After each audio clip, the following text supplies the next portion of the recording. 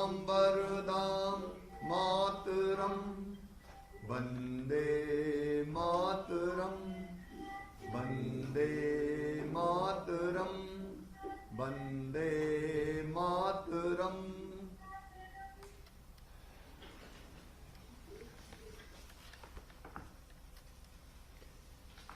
मित्रों, कल crisis management group की बैठक के समय मैंने सबको धन्यवाद दिया था।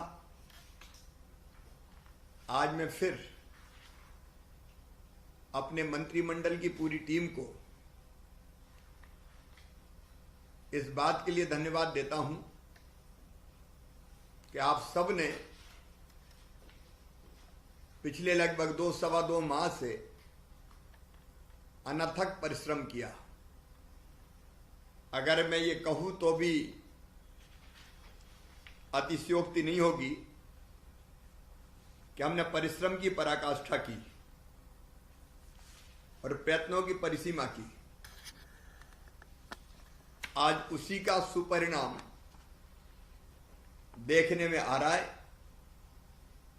मध्य प्रदेश में अब पॉजिटिव केस जो कल आए वो 1078 आए। मुझे लगता है कि अब हम 1000 की संख्या के नीचे तेजी से जाएंगे। पॉजिटिविटी रेट घट के हमारा 1.5% रह गया। आज भी 5023, आज भी रिकवर जो हुए हैं 4120 है। और खुशी की बात यह है कि हमारा रिकवरी रेट मतलब स्वस्थ होके जाने वालों की संख्या ये 96.36% हो गई है, जो अपने आप में हम सब के लिए बहुत संतोषजनक खबर है। अलीराजपुर में कल एक भी पॉजिटिव केस नहीं आया। लेकिन उससे भी बड़ी बात यह है कि 36 जिलों में अब पॉजिटिव प्रकरण, परसों 32 में थे, आज 36 जिलों में 10 से कम है, मतलब सिंगल डिजिट में है अब। और जो हमने लक्ष्य तय किया था लगभग कि हम 0 पॉजिटिव केस आए 31 मई तक, इस लक्ष्य को लेकर काम करेंगे। तो 36 जिले सिंगल डिजिट में आ गए। उस हिसाब से हम लक्ष्य के आसपास पहुंच गए। अब केवल 7 दिनों की एवरेज पॉजिटिविटी केवल इंदौर और भोपाल में 5% से ज्यादा है। बाकी सब जिलों में अधिकांश में तो आप जानते हैं कि 1 के आसपास, 1 के नीचे, 1 के आसपास आ गई है। इंदौर और भोपाल में भी रणनीति बना के लगातार काम हो रहा है। तो मुझे लग रहा है कि बहुत जल्दी और अच्छे परिणाम आएंगे। हम सब ने अपनी जनता के साथ मिलके, क्राइसिस मैनेजमेंट ग्रुप के साथ मिलके जो प्रयास किया, आज प्रदेश में उसके परिणाम आ रहे हैं। एक बार मैं फिर आप सबको बधाई देता हूं। लेकिन अब आज से अनलॉक होना प्रारंभ हुआ है। कल मैंने कहा था कोरोना को लॉक करें, प्रदेश को अनलॉक करें। अनलॉक करते समय कोरोना को लॉक करना है और उसमें भी आपकी भूमिका बहुत महत्वपूर्ण है, क्योंकि कोविड एप्रोप्रिएट व्यवहार अगर नहीं अपनाया अनलॉक करते समय तो फिर संकट बढ़ सकता है। और हमारी टीम का यह दृढ़ निश्चय है, मेरा, आपका, सबका, कि हमारी पूरी कोशिश होगी कि हम दुनिया भी चलने दें, धीरे धीरे खोलते, अनलॉक करते करते बिजनेस व्यापार भी चले और कोविड को भी, कोरोना को भी हम नियंत्रित रख पाए। अब इसमें लीड रोल हमारा है, सबका। और इसलिए आज प्रारंभ में मैं आपसे आग्रह कर रहा हूं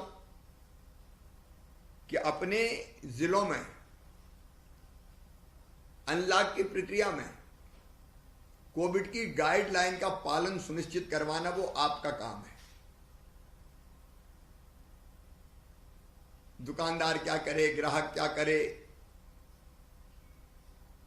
दुकानें कैसे खुले, वो सब पूरा आप तय कर चुके हैं। सड़कों पे भीड़ ना निकले, 6 से ज्यादा लोग इकट्ठे ना हो। मुझे लंबा कहने की जरूरत नहीं, कोविड के नियमों का पालन, मास्क, दूरी। तो मुझे लगता है कि आपको आपके प्रभार के जिले में एक दौरा करना पड़ेगा और वहां एजुकेट करने वाली क्राइसिस मैनेजमेंट ग्रुप की जो ग्रुप्स को संबोधित करें, नीचे तक पंचायतों में बात करें, विधायकों को जैसे आपने लीड रोल दिया था अपने विधानसभा में, उनको लीड करने को कहें, उनके साथ पूरे क्राइसिस मैनेजमेंट ग्रुप को जोड़े, हमारे सांसद गणों से बात करें, अधिकारियों को दिशा निर्देश दें, जनता में सीधे आपका संदेश पहुंचे। क्योंकि जिम्मेदारी हमारी सबसे बड़ी है और आगे दिक्कत ना हो उसकी जिम्मेदारी भी हमारी है। तो आप सबको दौरे करने पड़ेंगे, उसकी योजना आज ही बना लीजिए और बिना भीड़ के वर्चुअली भी कई काम करें आप। लेकिन जैसे मैं संभाग केंद्रों पर जाके बैठ गया तो उसका एक अलग असर पड़ता है, वैसे आप जिला केंद्र पे जाके बैठ जाएंगे तो अलग असर पड़ेगा। और दूसरा, वैक्सीनेशन के बारे में जन जागरण, ये 2 काम एक साथ हम करें। कोविड एप्रोप्रिएट बिहेवियर और वैक्सीनेशन को लेके जो डर, भ्रम, भय है वो निकालने का काम, तो ये हम सब साथियों को करना है। मैं भी कुछ जगह चला जाऊंगा, कुछ तय करके, कुछ जगह अभी गया था, कुछ जगह और जो हम लोग तय कर लेंगे, कुछ जगह मैं भी चला जाऊंगा, लेकिन ये करना है। दूसरे, हमने 6 समूह बनाए। कोरोना कर्फ्यू को चरणबद्ध प्रक्रिया के अनुसार समाप्त, उस समूह का काम खत्म नहीं हुआ, वो चरणबद्ध तरीके से ही समाप्त हो और ठीक से व्यवस्थाएं वैसी बने, इस समूह को देखना है। वैक्सीनेशन के लिए समूह बना, अस्पतालों के प्रबंधन के लिए, तीसरी लहर की तैयारी के लिए जो जो चीजें करनी है, जन जागरूकता और प्रचार प्रसार की कार्य योजना आपने बनाई, फिर मेडिकल ऑक्सीजन के उत्पादन, उपलब्धता, ये सारे समूह जो बने हैं उनका काम खत्म नहीं हुआ, उनका काम जारी रहेगा। जो सिफारिशें आपने की है उनको क्रियान्वित करवाना है। तो मैं चाहता हूं समूह भी बैठे, बीच में रोज बैठने की जरूरत नहीं है, सप्ताह में एक बार समूह बैठ के देखे कि क्या हुआ क्या नहीं हुआ। इसको लीड करेगा जो विभाग है उनका, जिस समूह का जो विभाग है, जैसे स्वास्थ्य सुविधाओं का विस्तार तो स्वास्थ्य और मेडिकल एजुकेशन ही देखेगा, लेकिन समूह बात करे, क्योंकि हम एक अलग तरह के मॉडल पे मध्य प्रदेश को ले जा रहे हैं। हम सबके परिश्रम से मध्य प्रदेश हर काम में आगे बढ़ी है, हमारी कोशिश है। एक 7वां समूह हमारा बनाया शिक्षा के लिए। अब ये बहुत महत्वपूर्ण समूह इसलिए है कि बच्चे क्या करेंगे आखिर आगे, घर में बैठे बैठे भी कुंठित हो रहे। हम हाथ पे हाथ रख के नहीं बैठ सकते, कुछ वैकल्पिक मार्ग शिक्षा देने के क्या हो सकते हैं। तेजी से परिस्थिति सामान्य होगी तो क्या बड़े बच्चों को निश्चित संख्या में आने की अनुमति दी जा सकती है। फिर परीक्षाओं का संचालन, 12वीं की परीक्षा रुकी पड़ी है, अन्य बहुत महत्वपूर्ण विषय, तो हमको वो फैसला करना पड़ेगा। इसलिए ये जो शिक्षा का समूह है, इसमें यशोधरा जी, मीना सिंह जी, विश्वास जी, मोहन यादव जी, इंदर सिंह जी, रामकिशोर जी, ये बैठ के आपको बात करना है, पूरे समूह की बैठक कीजिए और कुछ तरीके सोचिए जिससे बच्चों की शिक्षा का मध्य प्रदेश इसमें भी मॉडल बन सकता है क्या, कि हमने इन परिस्थितियों में बच्चों को शिक्षा वो प्राप्त करें, इसलिए ये फैसला किया। आप जरा ब्रेन स्टॉर्मिंग कीजिए, विशेषज्ञों से बात कीजिए, शिक्षाविदों से बात कीजिए, टेक्नोलॉजी का उपयोग करके क्या हो सकता है उसके बारे में आप कोशिश कीजिए। लेकिन शिक्षा समूह बैठे और तेजी से इस दिशा में काम करें। एक आप सब जानते हैं, हम लोगों ने आत्मनिर्भर मध्य प्रदेश हमारी प्राथमिकता थी, तो मैंने अधिकारी स्तर पर निर्देश दे दिए थे। उसके लक्ष्यों को लेके ये बात अलग है कि थोड़ी दिक्कत हमको है संसाधनों की, 2-2.5 महीने में काफी रेवेन्यू का लॉस हमको हुआ है, लेकिन फिर भी काम तो हमको करना है, तो कुछ जितनी सीमाओं में कर सकते हम करेंगे, तो उस काम को हम फिर से प्रारंभ कर दें। और एक विभागीय कार्यों का लोकार्पण शिलान्यास की जहां स्थिति है वहां ये वर्चुअली शुरू कर दें। अब कल मैंने एक रतलाम में ऑक्सीजन प्लांट का वर्चुअली लोकार्पण किया, परसों नीमच में मनासा में किया।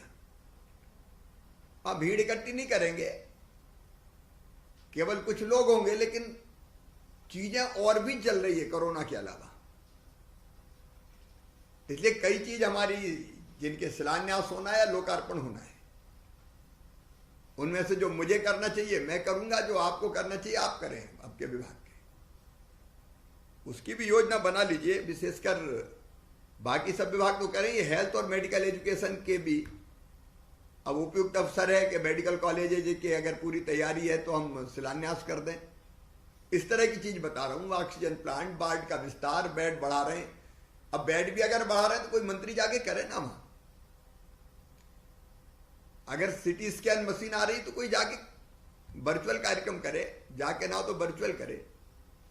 ये जो व्यवस्थाएं बना रहे हैं हम, ये व्यवस्थाएं भी विश्वास पैदा करेगी जनता के मन में। आत्मविश्वास से भरना है हमको लोगों को। तो ये भी अब शुरू किए जा सकते हैं, उसकी सूची बना के कौन से आपको करना है। कुछ मैं वर्चुअल कर दूंगा, कहीं एक्चुअल अगर जा सकते हैं तो जाके वहां भीड़ इकट्ठा ना हो, ये चिंता जरूर करना है। तो मुझे लगता है कि दूसरी दिशा में भी तेजी से हमारे कई काम प्रारंभ हो जाएंगे। अभी कोविड के अनुकूल व्यवहार के लिए जागरूकता का जो कार्यक्रम हमें चलाना, उसमें मैं 2 बातें और कहना चाहता हूं। एक, आप अपनी तरफ से प्रचार कैसे हो सकता है, आपकी वॉइस रिकॉर्ड होके हो सकता हो, तरीके क्या क्या हो सकते हैं देखिए। एक तो आप करें, कुछ मैं करूंगा, कुछ विधायकों से करवाएं, उनकी अपील का असर होता है। एक हम योजना आज बैठ के बना लें कि राज्य के महाविद्यालयों में उच्च शिक्षा मंत्री मोहन यादव जी बैठे हुए हैं और टेक्निकल एजुकेशन भी, यशोधरा जी भी जुड़ी होंगी। ये जो बड़े बच्चे हैं हमारे, इनकी बड़ी संख्या महाविद्यालयों में 18 लाख विद्यार्थी है, 9,000 प्राध्यापक है। इन विद्यार्थी और प्राध्यापकों को कोविड अनुकूल व्यवहार के संबंध में मास्टर ट्रेनर के रूप में हम ट्रेनिंग दें, ट्रेनर के रूप में इनको प्रशिक्षित करें और इनके जिम्मे हम नागरिक 50-50 या 100 जो भी उपयुक्त समझे कर दें कोविड के अनुकूल व्यवहार के लिए। और ये प्रशिक्षित हमारे विद्यार्थी और प्राध्यापक अलग अलग माध्यमों से कोविड के अनुकूल व्यवहार के लिए और टीकाकरण के लिए लोगों को जागरूक करें। तो ये छात्र शक्ति है, उसका उपयोग हम कोविड एप्रोप्रिएट बिहेवियर और वैक्सीनेशन के लिए, जन जागरण के लिए हम इनका कर सकते हैं। और ये बड़ी ताकत है, ये मैदान में उतर गई अलग अलग माध्यमों से, मीडिया, सोशल मीडिया, मैदान में उतर के भी एनसीसी एनएसएस की टीमें भी हमारे पास है कि मास्क लगाइए, दूरी बनाइए, वगैरह वगैरह कई अनेकों काम है। उसके विस्तार में मैं नहीं जा रहा। तो मुझे लगता है इसके बारे में भी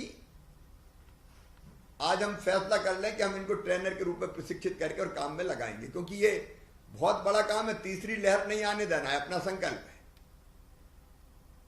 अब कोई एकदम ऐसी बात हो जाए जिस पे इंसान का बस नहीं हो तो मैं नहीं कहता, लेकिन नहीं आने देंगे। उसका तरीका वही है, टेस्ट, पॉजिटिव की पहचान, contract tracing, Covid care centre में ले जाना, किल कोरोना अभियान चलता रहे और उसके साथ साथ दूरी बनी रहे, मास्क लगाते रहें, कोविड के नियमों का पालन करें। उसके लिए लगातार अभियान चलाना पड़ेगा। तो एक हम लीड करें उसको, हमारे विधायक सांसद लीड करें और दूसरे विद्यार्थी लीड करें, प्राध्यापक लीड करें उसको।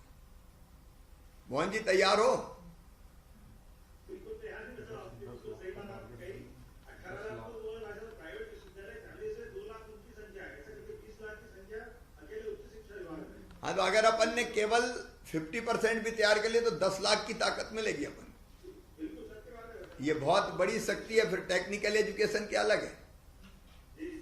तो मुझे लगता है मध्य प्रदेश एक नया मॉडल खड़ा कर देगा। तो इसको भी हम लोग मिलकर करते हैं। एक बार फिर आप सब लोगों ने घनघोर परिश्रम किया और इसलिए अपनी तो टीम है, लेकिन फिर भी टीम लीडर के नाते मैं धन्यवाद दे रहा हूं। अब अपनी